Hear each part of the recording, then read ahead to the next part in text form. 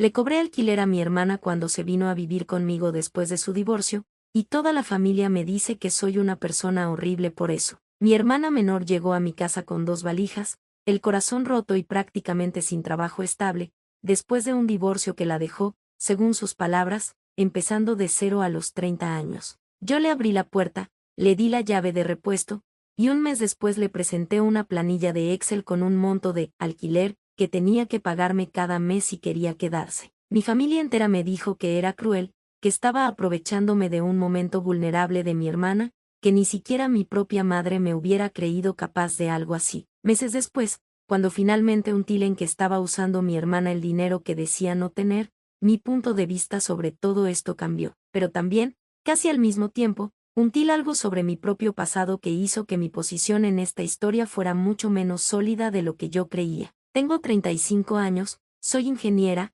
vivo sola en una casa que compré hace 6 años, después de mucho esfuerzo, ahorro y algunos sacrificios que en su momento nadie de mi familia notó demasiado. Me considero una persona ordenada, cumplidora con mis obligaciones financieras, del tipo que paga las cuentas el mismo día que llegan y que hace un seguimiento mensual detallado de sus gastos, casi de forma obsesiva, según me dicen mis amigas. Mi hermana, Julieta, tiene 30 años, y siempre fue, en comparación conmigo, la más espontánea de las dos, la que tomaba decisiones más guiadas por el momento que por la planificación. Se casó a los 25, algo que en su momento me pareció apresurado, aunque nunca unté eso en voz alta más que en comentarios sueltos que ella seguramente notó igual. Su matrimonio, después de 5 años, terminó de una forma bastante dolorosa, con su exmarido pidiendo el divorcio de un día para el otro, dejándola en una situación económica complicada, porque durante el matrimonio ella había dejado su trabajo estable para dedicarse a un emprendimiento de decoración que nunca terminó de despegar.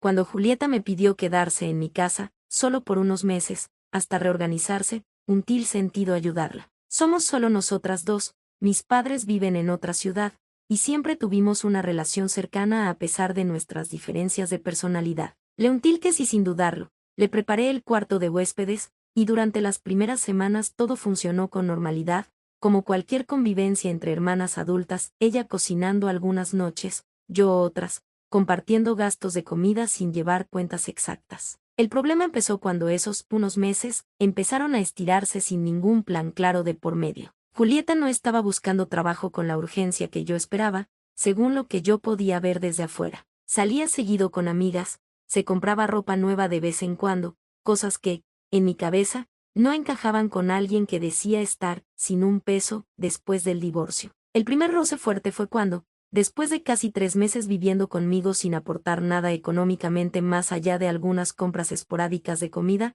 unté que mi factura de servicios había aumentado notoriamente, algo lógico considerando que ahora éramos 2 personas usando agua, luz, gas e internet en vez de una. Se lo comenté a Julieta, esperando que ella misma propusiera ayudar con esos gastos. Su respuesta fue que apenas tenía para sus cosas básicas, y que asumía que, siendo hermanas, yo entendía la situación y no esperaba que aportara, como si fuera una inquilina cualquiera. Esa frase, como si fuera una inquilina cualquiera, se me quedó grabada. Unté, en ese momento, que había una diferencia grande entre lo que yo esperaba de esta convivencia y lo que Julieta asumía como normal, sin que ninguna de las dos lo hubiéramos hablado abiertamente antes de que se mudara. Después de pensarlo varias semanas, decidí que necesitaba poner un límite más claro. Preparé, sí, una planilla de Excel, algo muy propio de mi forma de ser, lo reconozco, con un desglose de gastos compartidos, servicios, una parte proporcional de despensas,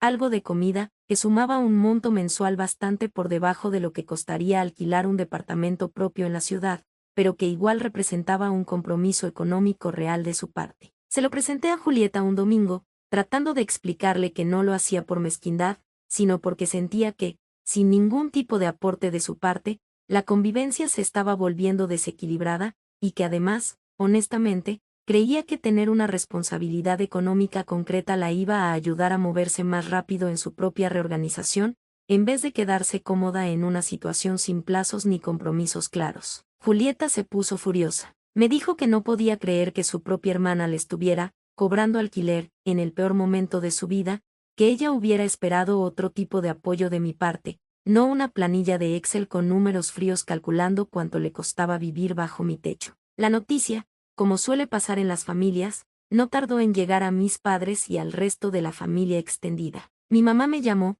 visiblemente dolida, preguntándome cómo podía hacerle algo así a mi hermana en un momento tan difícil, recordándome que la familia está para ayudarse sin cobrar nada a cambio, que ese no era el ejemplo que ella y mi papá nos habían dado. Una tía, que se enteró por comentarios de mi mamá, me mandó un mensaje bastante directo diciéndome que estaba siendo fría y calculadora, que el dinero no debería ser lo primero cuando se trata de la propia hermana pasando por un divorcio. Un primo, en cambio, me escribió en privado diciéndome que él entendía mi posición, que había vivido algo parecido con un hermano que se quedó, de arriba, en su casa durante casi 2 años sin ningún límite claro, y que terminó siendo una situación mucho más resentida de lo que hubiera sido si hubiesen puesto reglas claras desde el principio. Si imagino cómo se hubiera visto esta situación puesta en un foro público como el que muchos de ustedes probablemente conocen, sospecho que los comentarios se hubieran dividido de forma parecida, una parte del público probablemente me hubiera llamado directamente la mala de la historia,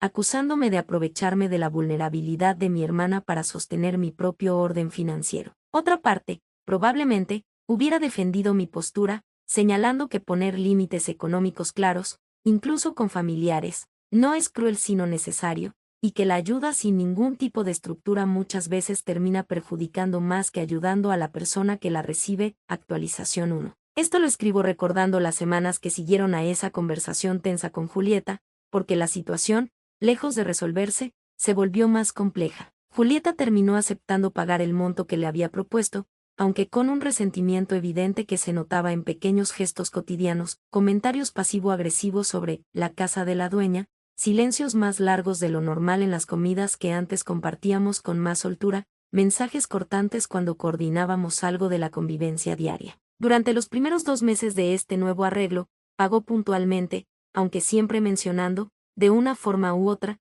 lo incómoda que le resultaba la situación. Yo, por mi parte, empecé a sentir un peso distinto en la convivencia, la sensación constante de estar siendo juzgada, tanto por ella como por el resto de la familia, por algo que yo sentía que era simplemente sentido común financiero. La relación entre nosotras se fue enfriando de forma progresiva. Julieta empezó a pasar menos tiempo en casa, saliendo más seguido, según ella, para no tener que estar en un ambiente tan tenso. Yo, en el fondo, empecé a dudar de mi propia decisión, preguntándome si efectivamente estaba siendo excesivamente rígida en un momento donde mi hermana necesitaba, más que nada, contención emocional, no un recordatorio mensual de sus obligaciones económicas. En una cena familiar, mi mamá volvió a tocar el tema, esta vez frente a otros familiares, preguntándome, casi en tono de reproche, si realmente necesitaba ese dinero de Julieta, considerando que yo tenía una situación económica estable, mientras ella estaba,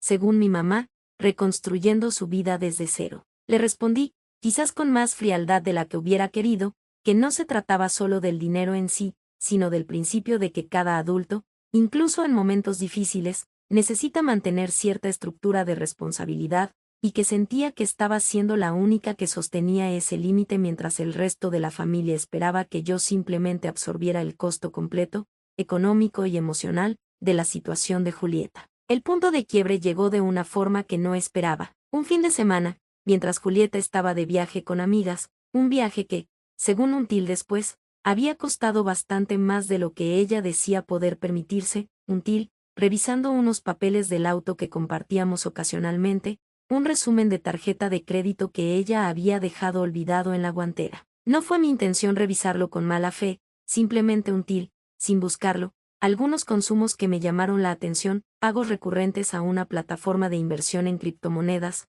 con montos que superaban, varias veces, lo que ella decía, no tener, para aportar en casa. Un til, en ese momento, algo que cambió completamente como entendía la situación. Julieta no estaba, como yo había asumido, completamente sin recursos. Estaba, aparentemente, destinando parte de su dinero disponible a intentar recuperarse económicamente a través de inversiones riesgosas, en vez de priorizar, como yo esperaba, sus gastos básicos y compartidos de convivencia. Actualización 2. Escribo esto unos días después de encontrar ese resumen de tarjeta, porque necesité tiempo para decidir cómo abordar esto sin que pareciera que la estaba espiando deliberadamente. Decidí hablar con Julieta directamente, apenas volvió de su viaje, contándole con honestidad cómo había encontrado esa información, sin buscarla, y preguntándole directamente sobre esos pagos a la plataforma de inversión. Julieta, después de un silencio incómodo, me confirmó que sí, que desde hacía varios meses estaba invirtiendo una parte de sus ingresos ocasionales, trabajos freelance de decoración que hacía de forma esporádica, en criptomonedas, con la esperanza de generar un ingreso extra que le permitiera, según sus palabras, no depender de nadie más rápido de lo que pensaba. Le pregunté por qué, entonces, decía no tener plata suficiente para aportar en casa mientras destinaba dinero a algo tan riesgoso. Su respuesta, aunque en el momento me generó bronca, también me hizo entender un poco más su perspectiva. Me dijo que sentía que, si aportaba también con ese dinero extra a los gastos de casa, nunca iba a lograr juntar lo suficiente para volver a ser independiente, y que la inversión, aunque riesgosa, era su forma de intentar recuperar el control sobre su futuro económico, algo que sentía que había perdido por completo con el divorcio. Esa misma semana, tuve una conversación larga con Julieta donde, por primera vez desde que se había mudado, ella me habló abiertamente de cómo había vivido todo este proceso desde su lado. Me dijo que sentía que, desde el divorcio, había perdido no solo su matrimonio sino también buena parte de su identidad,